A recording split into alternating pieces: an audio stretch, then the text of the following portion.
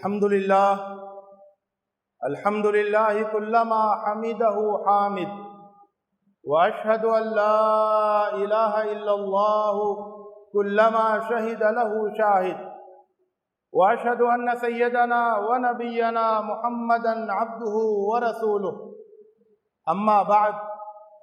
فقد قال الله تعالى في كتابه الكريم يا أيها الذين آمنوا اتقوا الله وقولوا قولا سديدا۔ حضرات، ہجری کیلنڈر کے مطابق نئے سال کا پہلا مہینہ چل رہا ہے، محرم کا مہینہ، اور 1443واں سال شروع ہو گیا ہے۔ اس ہجری کیلنڈر کے اندر ہمارے لیے بہت سارے اسباق ہیں، میں ان میں سے کچھ کی طرف اشارہ کروں گا۔ یہ بات آپ کے ذہن میں رہنی چاہیے کہ چاند کا مہینہ، یعنی چاند کی بنیاد پر جو سال، قمری سال جسے کہتے ہیں، چاند والے سال، یہ دنیا میں مختلف ملکوں میں رائج ہے، لیکن ہمارے لیے جو چیز اہمیت رکھتی ہے وہ ہجری کیلنڈر ہے۔ عرب میں قمری سال تو رائج تھا اور وہ محرم کے مہینے سے شروع ہوتا تھا، البتہ کوئی کیلنڈر نہیں تھا کہ جس کی بنیاد پر یہ طے کیا جائے کہ یہ کون سا سال ہے۔ مسیحی کیلنڈر موجود تھا دنیا میں، دوسرے کیلنڈر بھی دنیا کے مختلف ملکوں میں موجود تھے۔ حضرت عمر رضی اللہ تعالیٰ عنہ کے زمانے میں یہ فیصلہ ہوا، اور یہ انتہائی حکمت اور فراست سے بھرپور فیصلہ ہوا کہ مسلمانوں کا ایک کیلنڈر ہو، اور پھر یہ فیصلہ ہوا کہ اس کا آغاز اس سال سے ہو جس سال میں ہجرت کا واقعہ پیش آیا۔ آپ کو یہ معلوم رہے کہ ہجرت کا واقعہ محرم کے مہینے میں نہیں پیش آیا، ہجرت کا واقعہ سفر کے آخر میں پیش آیا، اور جو ربیع الاول کے شروع میں مکمل ہوا۔ لیکن جس سال ہجرت کا واقعہ پیش آیا، اس سال کو اسلامی کیلنڈر یا اسلامی کیلنڈر کا پہلا سال قرار دیا گیا، یعنی اسے وہ نقطہ صفر قرار دیا گیا جہاں سے اسلامی کیلنڈر کا آغاز ہو۔ تو پہلا سال وہ تھا جو کہ اس سال کے ہجرت والے سال نقطہ صفر تھا، اور اس کے بعد پھر پہلا سال، دوسرا سال، تیسرا سال، یہ سلسلہ شروع ہوا۔ تو اب ہمیں جب یہ کہنا ہوتا ہے کہ غزوہ بدر کب پیش آیا، تو ہجرت کے دوسرے سال، فتح مکہ تو ہجرت کا 8واں سال، اس طرح سے اب ہم طے کرتے ہیں۔ یہ جو طے کیا گیا کہ اسلامی کیلنڈر اس سال سے شروع ہو جس سال ہجرت کا واقعہ پیش آیا، یہ انتہائی حکیمانہ فیصلہ تھا، کیونکہ جب ہم، یعنی اس کے اندر غیر معمولی پیغام، جب آپ یہ کہیں کہ 1443واں سال شروع ہو گیا، تو آپ کو 1443 سال کی، یعنی اس سفر کو آپ کو پیچھے اس نقطے پہ جانا چاہیے جہاں سے یہ سال شروع ہوا۔ حضرت عمر رضی اللہ تعالیٰ عنہ نے اللہ تعالیٰ کی دی ہوئی بصیرت کے نتیجے میں جو سال طے کیا، جو نقطہ طے کیا، نقطہ آغاز، وہ بہت اہم ہے۔ ہجرت والا سال، ہجرت والے سال کی صرف اتنی اہمیت نہیں ہے کہ ہجرت کا واقعہ اسلامی تاریخ میں بہت اہمیت رکھتا ہے، بلکہ اس کی یہ اہمیت ہے کہ ہجرت والا واقعہ جو عہد رسالت ہے، اسلامی تاریخ کا بنیادی زمانہ، اس کے بالکل بیچوں بیچ میں آپ کو پہنچا دیتا ہے۔ یعنی جب آپ 1443 سال پیچھے کی طرف لوٹتے ہیں تو آپ وہاں پر پہنچ جاتے ہیں جو عہد رسالت کا بالکل وسط ہے، بالکل بیچ، جہاں گویا کہ جب آپ وہاں پیچھے جا کے کھڑے ہوتے ہیں ماضی میں سفر کرتے ہوئے، وہاں جا کر کھڑے ہوتے ہیں تو آپ کے ایک طرف مکی دور ہوتا ہے اپنے تمام پیغامات کے ساتھ، اور ایک طرف مدنی دور ہوتا ہے اپنے تمام پیغامات کے ساتھ، اور آپ بالکل بیچ میں کھڑے ہوتے ہیں۔ تو یہ جو کیلنڈر ہے یہ آپ کو عہد رسالت کے بالکل وسط میں پہنچا دیتا ہے۔ تو ایک طرف آپ دیکھتے ہیں کہ مکی زمانہ ہے، اللہ کے رسول صلی اللہ علیہ وسلم نے دعوت کا آغاز کیا، آزمائشیں آئی، ان پر صبر کیا، مصیبتیں آئیں، مظالم ہوئے، اور کس طرح سے ایک ایک دو دو تین تین کر کے ایک پوری اسلامی جماعت تیار ہوئی، اور کتنی زبردست اس کی تربیت ہوئی، اس کی قوت ارادی، اس کی قوت مدافعت، اس کی ایمانی قوت، اس کا اسلامی جذبہ، کس طرح سے زبردست تربیت یافتہ جماعت تیار ہوئی، اور کیسے کیسے دشوار گزار مراحل سے گزری۔ پھر جب آپ ادھر دیکھتے ہیں مدنی زمانہ، تو آپ دیکھتے ہیں کہ کس طرح سے ہجرت، اور ہجرت کے فوراً بعد اس سے بالکل متصل اسلامی ریاست کا قیام، اور اس اسلامی ریاست کے اندر کس طرح سے مختلف اسلامی نظاموں کا قیام، آئلی نظام بہترین قسم کا، معاشی نظام بہترین قسم کا، سیاسی نظام بہت ہی اعلیٰ قسم کا۔ تو اس طرح سے مختلف قسم کے سماجی، سیاسی، معاشی، فیملی لائف سسٹم، ہر طرح کے نظاموں کو کس طرح سے وہاں پر قائم کیا گیا، ان کو نشو و نما دی گئی، ان کے بہترین نمونے پیش کیے گئے۔ تو یہ موقع بہت اہم ہوتا ہے جب آپ ہجری کیلنڈر کو بدلتا ہوا دیکھیں کہ ابھی تک 1442 تھا، اب 1443 ہوا ہے، تو آپ اپنی فیملی کے ساتھ، اپنے بچوں کے ساتھ، اپنے دوستوں کے ساتھ ایک سفر کریں، زمانے کا سفر، جائیں اس نقطے پر، ہجرت کے اس موڑ پر پہنچیں، اس مقام پر پہنچیں جہاں سے آپ پوری اس اسلامی تاریخ کو اپنی آنکھوں سے دیکھیں۔ یہ ضرور ایسا ہونا چاہیے، ہر سال ایسا ہونا چاہیے، تاکہ آپ کی تاریخ سے، آپ کی اصل تاریخ سے رشتہ مضبوط رہے، آپ کے اندر اپنی تاریخ کا صحیح علم ہو، اس سے صحیح واقفیت ہو، اپنی تاریخ کو وہاں کھڑے ہو کر صحیح طور پر سمجھنے کی کوشش کریں۔ حضرات، آپ یہ دیکھیں کہ یہ جو نقطہ ہے ہجرت والا سال، یہ کوئی خاموش نقطہ نہیں تھا، بلکہ یہ بہت ہی متحرک نقطہ تھا۔ یعنی اس کے ایک طرف مکی دور حرکت و عمل سے بھرپور، ایک طرف مدنی دور حرکت و عمل سے بھرپور، اور دونوں کے بیچ میں ہجرت کا واقعہ ایک غیر معمولی سرگرمی۔ تو جب آپ وہاں پہنچتے ہیں تو آپ کو تحریک ملتی ہے،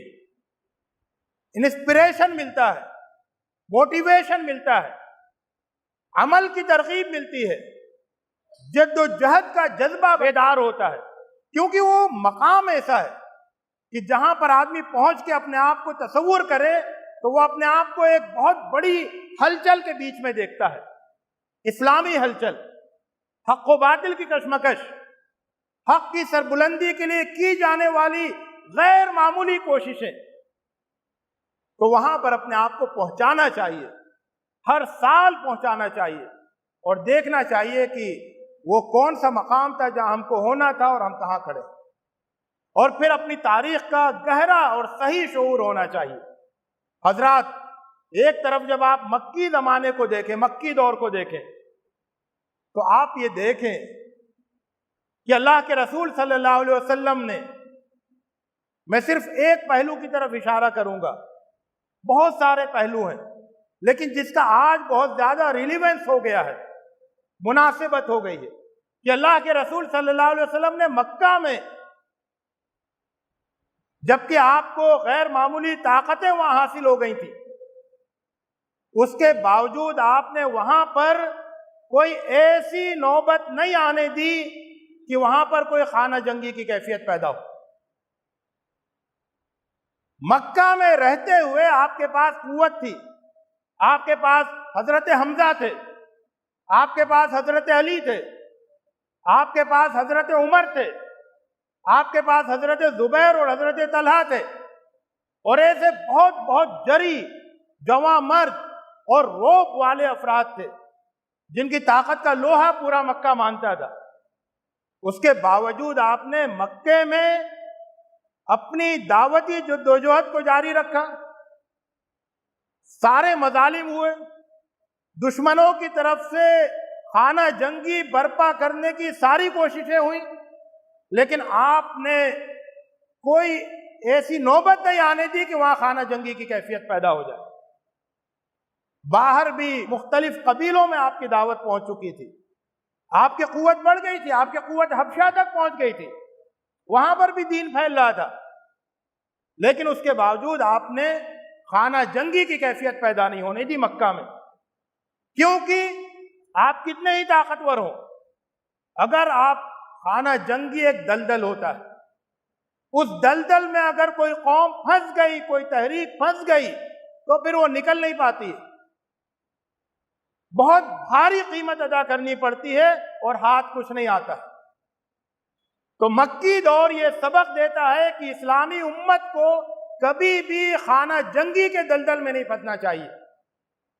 لیکن افسوس یہ ہے کہ اس وقت دنیا کے مختلف ملکوں میں اسلامی امت کے مختلف حصے خانہ جنگی کے دلدل میں پھنسے ہوئے ہیں، خون بہہ رہا ہے، خون بہہ رہا ہے، اور اس کو روکنے کی کوئی صورت نظر نہیں آ رہی۔ اسی طرح سے خود ہجرت کا واقعہ یہ پیغام دیتا ہے کہ اللہ کے رسول صلی اللہ علیہ وسلم نے مکے سے نکل جانے کو، مکے میں رہ کر وہاں مسلسل ایک کشمکش کی کیفیت پر ترجیح دی۔ ہجرت کا سفر یہ جنگ سے امن کی طرف کا سفر ہے۔ یہ اس بات کا اعلان ہے کہ آپ نے جنگ کی کیفیت کو نظر انداز کیا، پسے پش ڈال دیا، ایک طرف کر دیا، اور آپ نے ایک دارالامن کی طرف، دارالسلام کی طرف آپ نے ہجرت کر لی، اور وہاں جا کر ایک ریاست تشکیل دی، فوراً ایک اسلامی ریاست تشکیل دی، پہلی اسلامی ریاست۔ اور تاریخ اس بات پر گواہ ہے کہ پہلی اسلامی ریاست ایک بھی خون کا قطرہ بہے بغیر قائم ہوئی۔ مدینہ منورہ میں جو اسلامی ریاست قائم ہوئی، جس وقت وہاں کے لوگوں نے اللہ کے رسول صلی اللہ علیہ وسلم کے ہاتھ پر بیعت کی، جس وقت وہاں کے آس پاس کے یہودی قبیلوں نے اس ریاست کا حصہ بننا قبول کیا اور آپ کی حکمرانی کو تسلیم کیا، اسلامی حکومت کے زیر سایہ رہنے کا فیصلہ کیا اپنی مرضی سے، اس موقع پر خون کا ایک قطرہ نہیں بہا، اور انتہائی پرامن، کمال درجہ پرامن طریقے سے اسلامی ریاست قائم ہوئی۔ تو پہلی اسلامی دعوت جو مکے میں پھیلی وہ پرامن دعوت تھی۔ پہلا اسلامی سفر یعنی ہجرت کا سفر وہ جنگ سے امن کی طرف کا سفر تھا، اور پہلی اسلامی ریاست اسلامی تاریخ کی وہ بغیر یعنی پرامن طریقے سے اور مکمل پرامن طریقے سے قائم ہوئی۔ اور اس کے بعد پھر یہ جو اسلامی ریاست قائم ہوئی، اگرچہ بار بار دشمنوں نے حملہ کیا، ان حملوں کا پوری قوت کے ساتھ جواب دیا، لیکن اس اسلامی ریاست کی جو اصل تاریخ تھی وہ جنگ کی تاریخ نہیں تھی۔ ایک بڑا مغالطہ ہوا ہے، ایک غلط بیانیہ وجود میں آیا مدینے کی اسلامی ریاست کے تعلق سے۔ سیرت نگاروں کی یہ غلطی سامنے آئی، یہ ان کی غلطی کی وجہ سے ہوا، اور وہ یہ کہ جب ہم مدینے کی ریاست کا تصور کرتے ہیں تو ایسا لگتا ہے کہ وہ ریاست جنگ بدر اور جنگ احد پر مشتمل تھی. یعنی جب مدینے کی مدنی دور کا ہم ذکر کرتے ہیں تو ہمارے ذہن میں صرف ایسا لگتا ہے کہ اس زمانے میں جنگ بدر ہوئی، جنگ احد ہوئی، جنگ خندق ہوئی، لیکن حقیقت یہ نہیں ہے. جنگ بدر تو ایک دن ہوئی، صرف ایک دن. جنگ احد بھی صرف ایک دن ہوئی، اور جنگ خندق میں جنگ نہیں ہوئی. اللہ کے رسول صلی اللہ علیہ وسلم نے جنگ سے بچنے کے لیے خندق کھود دی، جنگ ہونے ہی نہیں دی. اور اس کے بعد بھی ہمیشہ یہ کوشش ہوئی کہ جنگ نہیں ہو،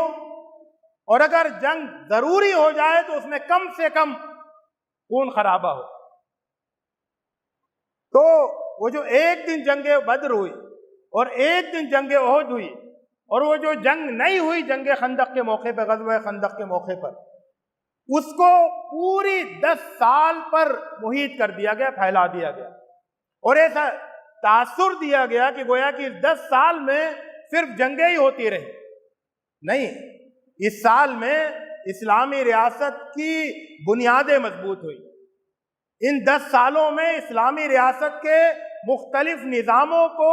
بہتر انداز سے قائم کر کے، ان کی تطبیق دے کے، ان کو ترقی دے کے، ان کو دنیا کے سامنے پیش کیا گیا. ان 10 سالوں میں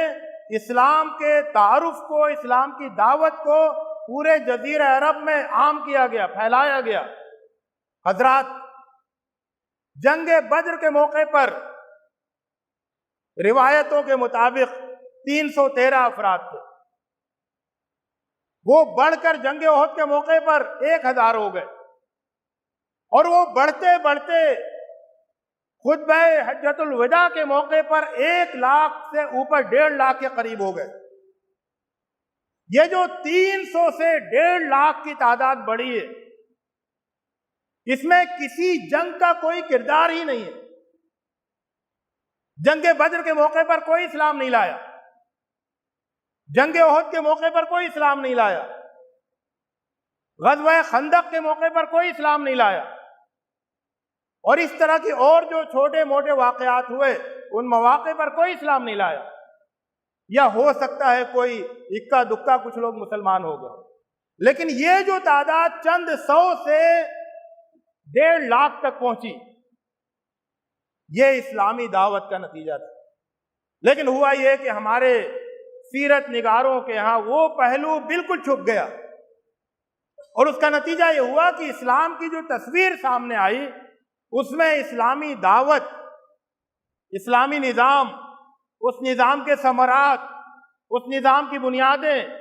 اس نظام کی قدریں، ان ساری چیزوں پر گفتگو بہت ثانوی درجے کی رہ گئی، اور اصل گفتگو جو ہوئی وہ جنگ اور جنگ اور جنگ.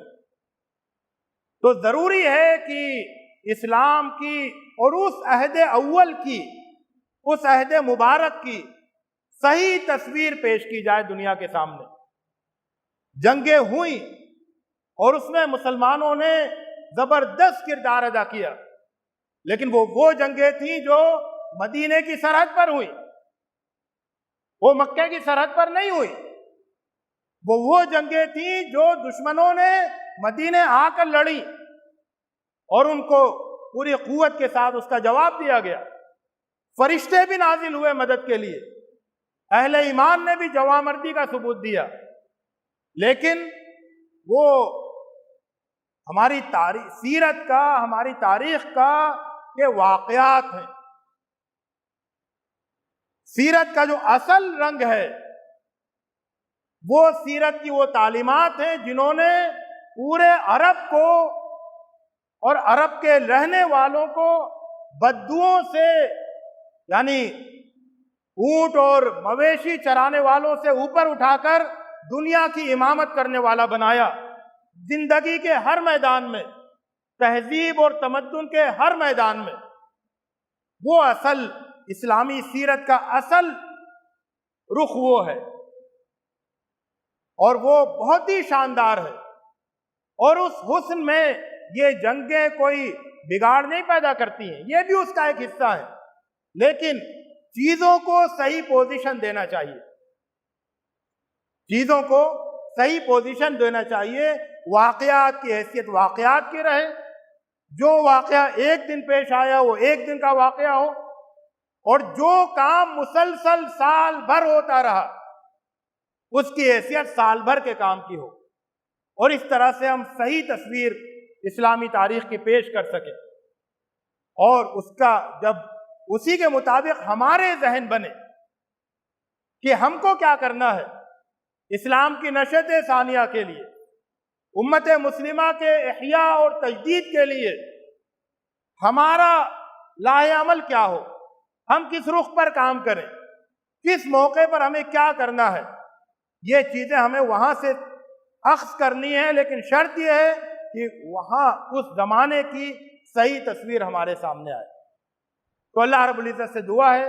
کہ وہ ہمیں اپنی تاریخ سے سیکھنے، سبق لینے، سمجھنے اور اس کو دہرانے کی توفیق عطا فرمائے۔ اقول قولی ھذا واستغفر اللہ لی ولکم اجمعین واستغفروہ انہ هو الغفور الرحیم۔